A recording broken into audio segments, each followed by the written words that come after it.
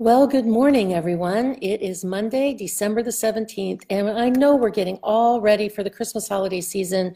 Everybody's in a mad rush to wrap their presents, buy stuff from Amazon, go to Target, wherever it is that you generally shop. I would hope that this time of year, one of the things that you want to do is to take the time to reflect on how far we've come and how far we need to go. I'm hopping on here this morning to do a really quick Facebook Live about a really breaking news story that just came out yesterday. You know, for a very long time, I've been saying, what is in those syringes? What's coming through those needles? What are in those little vials of vaccine solution that we don't know about? What things are not labeled? What are they sneaking in there? There has to be something that is causing such a travesty to so many children and adults. I've often thought about setting up a GoFundMe campaign, doing all kinds of things to try to raise somewhere around $50,000 to be able to go to a lab and have these vials tested. Well, guess what? It's happening, and it's happening in Italy. Remember a few months ago, I think it was over the summer, maybe even last fall, when the Italian government passed this egregious law saying that suddenly all children in Italy were going to be required to have 11 vaccines in order to attend public school.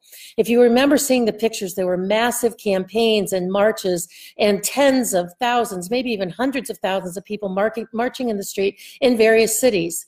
And I remember saying to myself, we can't get Americans off their butt and away from their phones long enough to do anything. How did the Italians get, hundreds of thousands of people in the street?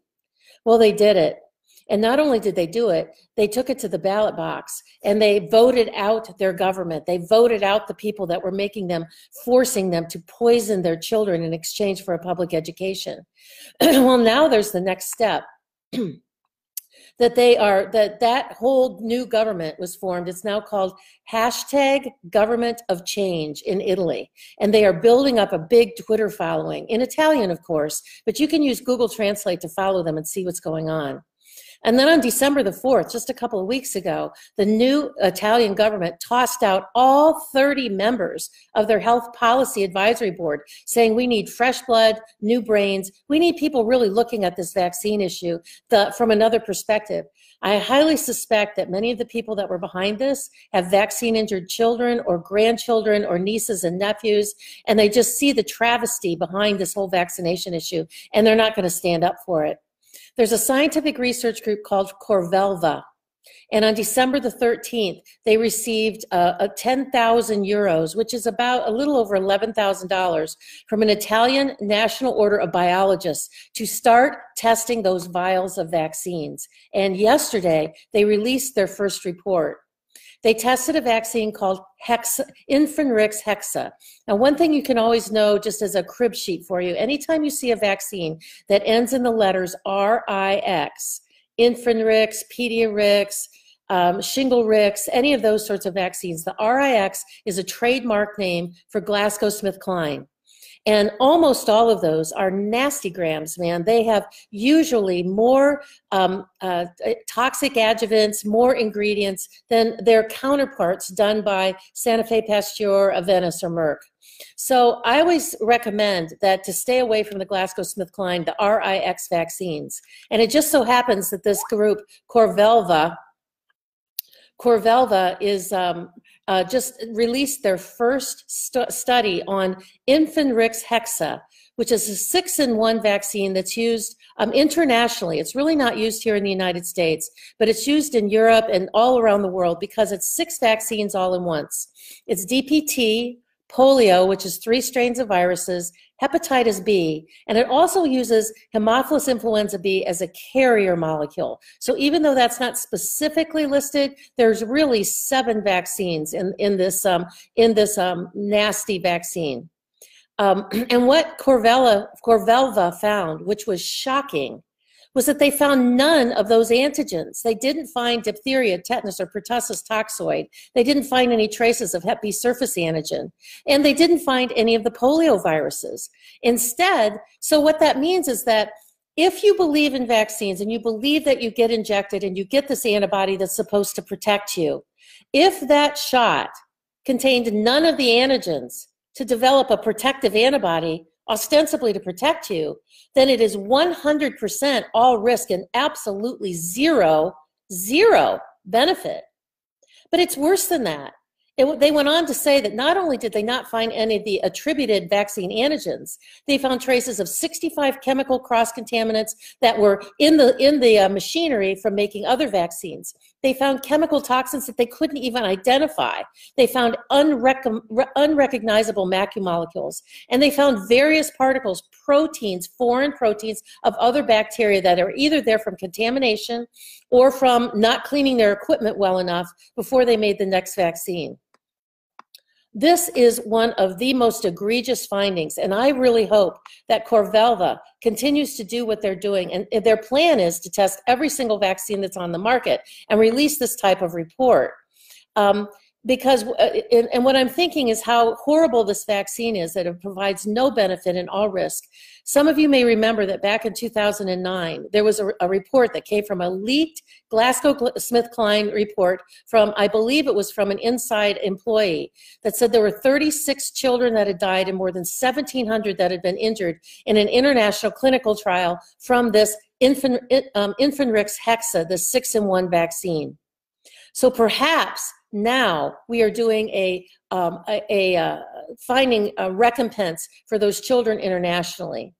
So, and then I wrote an article back, back in 2017. There were two Italian researchers. It was a husband and wife team. Their last name is Gatti, G-A-T-T-I, that they found an incredible array of toxic chemicals, aluminum, silica, titanium, very large toxic molecules that they found. And when they released their study, the Italian government charged into their lab, absconded with all their equipment, and shut them down.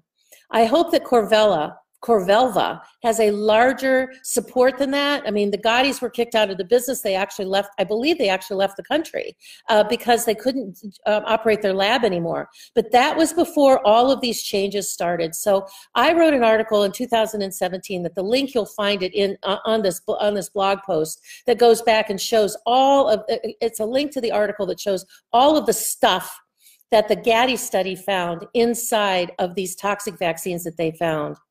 So I'm hoping that this will start to change the world market. I'm hoping that Corvelva will get more donations, will get more support, not only from Italy, but from Germany and England and the UK and maybe even America, to test more of these vaccines. Because as they start releasing these results, it's my opinion that now we have strong legal grounds, and there's a group that I'm working with out of the Isle of Man in the UK that is developing an incredible plan to take this data and use it to go forward. And it's just in time, because tomorrow I'm going to do a Facebook Live about what's happening in Argentina and what they're trying to do in the EU about forcing mandatory vaccines in exchange for your passport, your driver's license, perhaps even access to your health care.